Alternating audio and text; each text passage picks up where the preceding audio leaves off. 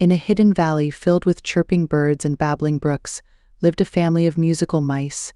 They played violins made of leaves, sang melodies on flower petals, and filled the valley with their joyful tunes. But one little mouse, Pip, couldn't find his voice. Pip whispering, "I wish I could sing like everyone else." Pip's parents hugged him tightly. "Mama Mouse, don't worry, Pip. Your voice is unique, waiting to be discovered." Determined to find his melody, Pip embarked on a journey through the valley. He met a wise old owl who taught him to listen to the sounds of nature. He learned the gentle gurgling of the brook and the rhythmic chirping of crickets. One day, Pip stumbled upon a clearing where a tiny snail was struggling to climb a rock. Pip carefully helped the snail reach the top. Snail in a raspy voice, "Thank you, little one.